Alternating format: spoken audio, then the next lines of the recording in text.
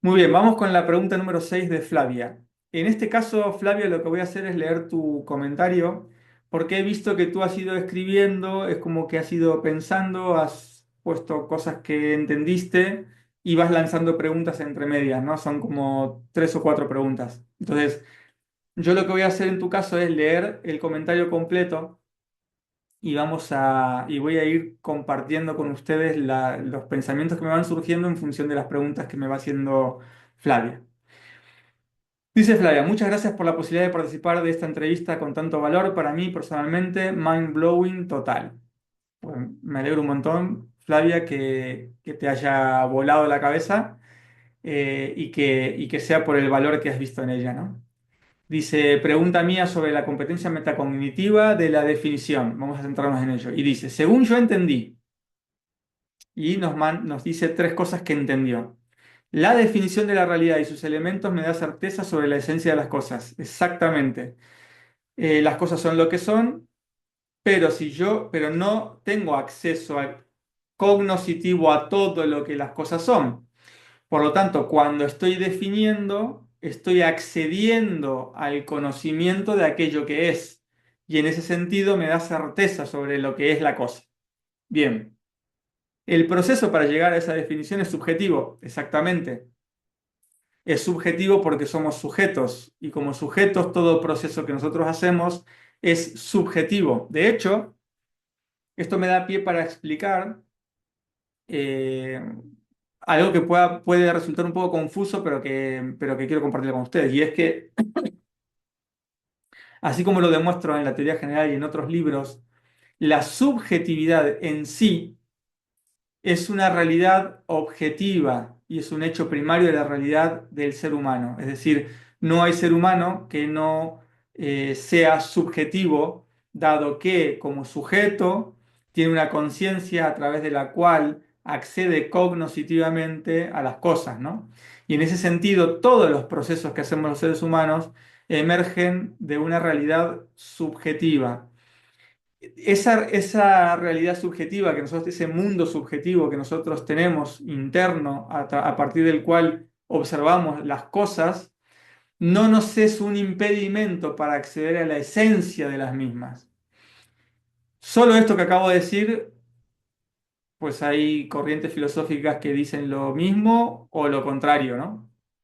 pero, pero se tiene que tener en cuenta este punto de vista. Es una de las cosas que yo estoy demostrando en mi libro, en mi nuevo libro, ¿no? En proceso de investigación en el que estoy. Lo que yo digo, por ejemplo, a diferencia de Kant, que para él no se podía no se podía conocer realmente cómo las cosas son, a pesar de ser una persona sumamente racional y lógica, y de la cual se ha podido aprender muchísimo y tiene muchísimas otras cosas de las cuales yo también he cogido, pues para él no se puede acceder a lo que las cosas son. Para mí sí. Y bueno, parte de esto es un poco lo que estoy compartiendo con ustedes. Entender que en el proceso subjetivo, es decir, que la subjetividad del ser humano no es un impedimento para acceder a la realidad de las cosas, sino que se requiere de un proceso, de un procesamiento, de un esfuerzo, de una experiencia que te puede permitir llegar por lo menos a una articulación verbal de lo que las cosas son. Y eso te da certeza sobre lo que la cosa es. En definitiva, Flavia, sí, el proceso para llegar a estas definiciones es subjetivo. Dices, pero la definición a la que llego es objetiva. Sí, es objetiva en el sentido de que se corresponde con lo que la realidad es, con lo que las cosas son.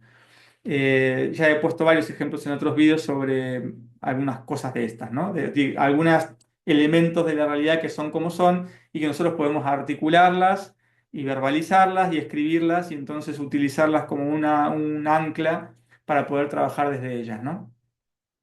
Aunque no sea solo desde ellas, como le expliqué a Guillermo. Entonces, mi primera pregunta que me surge es, ¿cómo sé si mi definición es objetiva?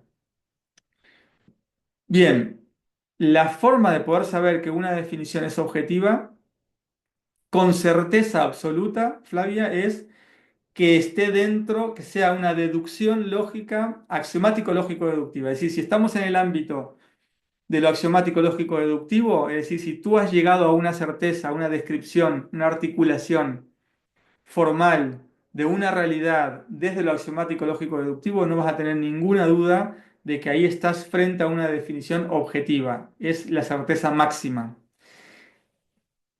Esa es la única. De ahí para abajo, en lo empírico experimental, entonces ya no vamos a tener certeza absoluta, vamos a tener acercamientos que nos puedan permitir entender que sí hay cierta certeza probabilística, si tú quieres, y que al ser probabilística, si es un alto grado de probabilidad, por ejemplo, si yo tengo la certeza de que en un 80% de los casos las cosas suceden de esta manera, bueno, no es una certeza absoluta, pero sí tienes ciertas garantías de objetividad, por decirlo de alguna manera, de que eso es de esa manera, ¿no? Y esto hay que tenerlo en cuenta. Por lo tanto, cuando tú dices, más cuando me cuesta definirla y la definición todavía es un bosquejo, claro, cuando todavía estás en el proceso subjetivo en el que no llegaste a la articulación final de la proposición, entonces todavía tú no puedes decir que eso que tienes como bosquejo o que eso que te está costando definir sea objetivo. Puedes tener una intuición de que lo sea, pero no puedes tener la certeza absoluta de que lo sea. Pero esto es interesante porque el ser humano se mueve de esa manera. Vamos a ponerlo ahora en un terreno más práctico, ¿no? Tú ponías en un momento ejemplos de empresa y de tus hijos cuando se pelean entre ellos, ¿no? Al final. Pues en una empresa nadie se mueve solo desde, para y por las certezas. Es imposible. Esto se lo comentaba creo que a Guillermo en el vídeo anterior, ¿no? Pero tampoco nos podemos mover en la incertidumbre absoluta, porque no tendrías ancla para poder definir para dónde tienes que ir. Y los dos mundos te llevarían a un tipo de locura o de relaciones muy poco sanas, ¿no?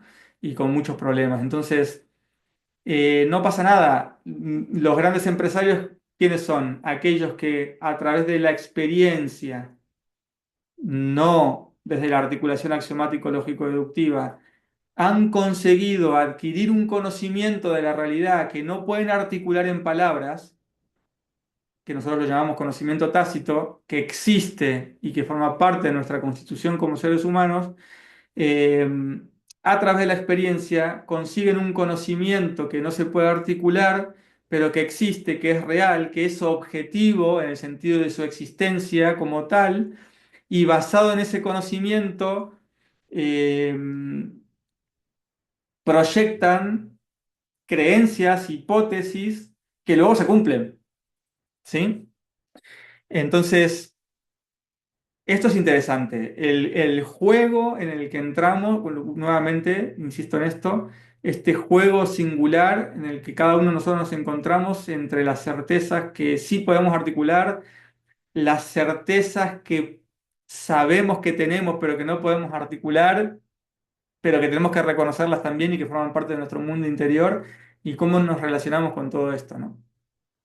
Dices, según se puede ver en la entrevista, si la definición se explica bajo axioma lógico-deductivo o empíricamente es objetiva. Bueno, es lo que te acabo de decir. O es solo así o hay otras maneras. Entonces, y sigues diciendo, ¿cómo saber si mi definición es realmente objetiva y no una interpretación o quizá mi verdad que puede en otro ser diferente? Bien, es un poco lo que te acabo de explicar. La única forma de saber que es objetiva como tal es en el ámbito axiomático lógico deductivo. De ahí para abajo vas a tener atisbos de objetividad y de certeza, no absoluta. Ahora, yo te acabo de dar una pauta, creo, importante en cuanto a que existe un conocimiento no articulable en definiciones que tú tienes y que te permite que se corresponde con la realidad y con la esencia de las cosas, y tú actuar en función de ellas, pero que no las puedes articular. Por lo tanto, forma parte de un conocimiento objetivo experiencial que queda atrapado, digamos, en tu mundo subjetivo, por decirlo de alguna manera. Eso es el conocimiento tácito. El conocimiento tácito es ese conocimiento que yo tengo que me permite entender el mundo y moverme en el mundo de una manera muy eficiente, pero que yo no soy capaz de articular ni de definir en sentido de lenguaje, y que sin embargo existe. Y por eso para mí es tan importante entender los dos mundos, ¿no? Cómo conviven. Segunda parte, ¿qué es exactamente o qué exactamente es una definición abierta? Bueno, cuando leí esta pregunta tuve que ir al vídeo, gracias a Daniel que me envió una transcripción de la entrevista, y entonces busqué porque dije, ¿a qué se referirá Flavia con definición abierta? Yo sé que dije esa palabra, que usé esa palabra, pero no me acordaba del contexto en el que lo había dicho, y según pude ver solo la utilicé una vez. Y en realidad me estaba haciendo referencia a como definición abierta, como sinónimo de indefinición en realidad. ¿Ok? Me refería a eso, cuando algo está totalmente abierto es que está totalmente indefinido y por lo tanto cualquier definición podría ser válida. Hay algo más que me viene a mí a la mente. Cuando tú dices aquí esto de yo puedo estar utilizando definiciones que son simplemente mi interpretación, quizá mi verdad, pero que en otro puede ser diferente, sí es cierto que eso puede pasar. Sí es cierto que hay verdades que solo son verdad para ti, ¿sí? Y en otros habrá verdades que solo son verdad para otros. Y tú puedes pensar, pero ¿no es esto una contradicción entre la verdad como certeza absoluta de lo que las cosas son, si luego me dices que hay verdades que solo son para uno? Bueno, desde mi punto de vista no es una contradicción. Lo tengo muy articulado actualmente en el libro, no puedo compartir ahora, me encantaría poder hacerlo, pero todavía no es el momento. Pero simplemente mírenlo de esta manera. ¿Se acuerdan cuando yo agarré el vaso con Aquarius, que bueno, surgió porque estaba ahí, y frente a esa realidad decíamos, Daniel tiene una relación con el Aquarius, yo tengo otra relación, y por lo tanto en función de mi cuerpo, de mi experiencia, de mis conocimientos y de mis ignorancias y de mi tal, yo me relaciono de tal manera con el Aquarius que me lleva con un comportamiento determinado a una relación determinada y eso para mí es una verdad en el sentido de que funciona de esa manera conmigo. No me estoy refiriendo a mi idea subjetiva que yo tengo sobre el Aquarius, sino incluso a la relación que hay. Es como, eh, se me viene ahora a la mente, imagínate tres componentes químicos diferentes, que son lo que son cada uno. Cuando este componente químico se relaciona con este componente químico, lo que emerge aquí es una realidad y una verdad, si la puedo articular en relación a lo que está sucediendo. Una verdad es una articulación que tiene correspondencia con la realidad. Aquí emerge algo sobre lo cual se puede decir si es cierto o no. Si este mismo elemento químico, en vez de relacionarse con este, se relaciona con este otro, surge otra cosa, sobre la cual también se puede decir que es una verdad, ¿sí? Es una realidad sobre la cual se pueden decir verdades. Y entonces, si nosotros tomáramos a estos dos elementos químicos y nos imaginamos que son personas, y a este otro elemento químico que es el que hay en común entre los dos a la hora de relacionarse, vamos a entender que en este surge una realidad singular sobre la cual se pueden decir verdades, y en este otra realidad singular sobre la cual se puede decir verdades. No es que este elemento químico es una verdad diferente para cada uno en sí, es el mismo elemento, pero en la relación se emerge o se genera una realidad nueva, diferente y singular. Y en ese sentido sí podemos hablar de verdades propias, digamos, ¿no? Ahora, Para entrar en el mundo de la identificación de las verdades propias, pues es todo un mundo, porque si mucha gente ni siquiera se pone de acuerdo sobre cuáles son las verdades axiomáticas lógico-deductivas del mundo externo y discuten sobre si el ser humano tiene o no tiene conciencia, si tiene o no tiene libre albedrío, si, ¿sabes? Bueno, si estamos en esa discusión o otras sobre, no sé, si la Tierra es plana o si la Tierra no es plana, si estamos en ese nivel de discusión todavía, imagínate, y a la gente le está costando poder llegar a un entendimiento sobre estas cosas, imagínate lo que significa el reconocimiento del mundo interior, el respeto irrestricto de las verdades singulares de cada uno y las relaciones que se generan entre todos. Bueno, pues es un mundo realmente, ¿no? Para mí es apasionante, pero es un mundo complejo. Vale, pues creo que me fui un poco por otro lado, pero es lo que dije que iba a hacer, lo que me surge de tu pregunta. Última pregunta. ¿La única forma de evitar la imposición de definiciones arbitrarias de otros, dada por la indefinición, sería definiendo la realidad por lo que es o existe otra forma? Bueno, creo que acabo de mostrarte que existen otras formas. Eh, la definición, digamos, como competencia metacognitiva, es muy útil, sobre todo cuando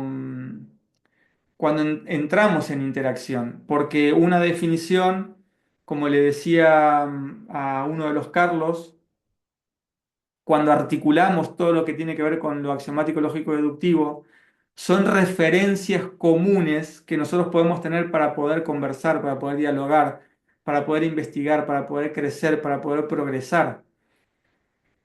Eh, el mundo, la civilización evolucionó de esa manera. No evolucionó en y desde y por la incertidumbre sola, ni en, desde y por la certeza sola. Y evolucionó en la relación entre uno y otro. Por lo tanto, cuando tú me preguntas si frente a las definiciones arbitrarias o a la indefinición existe otras formas de poder, eh,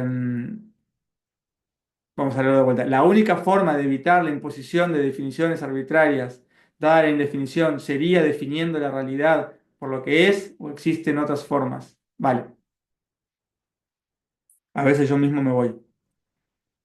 Eh, lo que decía, estoy retomando, es que cuando nosotros definimos, estamos en el mundo axiomático lógico deductivo, tenemos anclas comunes sobre las cuales podemos conversar y toda la civilización y todo el desarrollo y la cooperación, los propósitos comunes y demás requieren de eso o de algo muy similar a eso eh, para poder moverse y para poder evolucionar.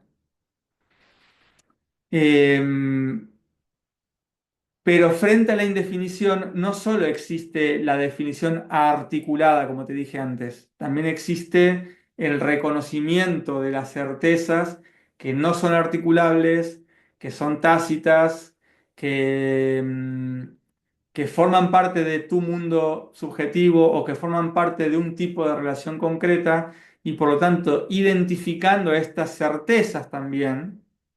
¿Sí? Identificando la realidad que emerge entre este componente y este y pudiendo conocerlo, ya sea articuladamente, o sea, técnicamente o tácitamente, yo estoy en condiciones de hacer frente a la indefinición. ¿Qué estoy queriendo decir con esto? O por lo menos lo que a mí me surgió a la mente cuando tú me hiciste la pregunta, es que muchas veces no necesitas tener una articulación de una definición para poder saber que esa indefinición te está llevando a cualquier sitio o que te están queriendo imponer algo que no es cierto o que te puede hacer daño, sino que el propio conocimiento tácito que tú llevas incorporado y que te muestra certezas también de tu mundo subjetivo y de tu mundo relacional, también te permite hacerte frente a ese mundo de indefiniciones, aunque tú no seas capaz de poder articularlo. Pero es una herramienta, es algo que tú dispones para poder hacer frente a la indefinición. y yo creo que son cosas que tenemos que utilizar. Luego sigues diciendo, porque si yo defino objetivamente una cosa, es así y no cambia. Bien, lo que cambia es la relación que tengo con esa cosa. Exacto. Bien. Entonces, si la defino objetivamente, no puede nadie venir a imponerme otra cosa. Exactamente. ¿Cierto? Sí.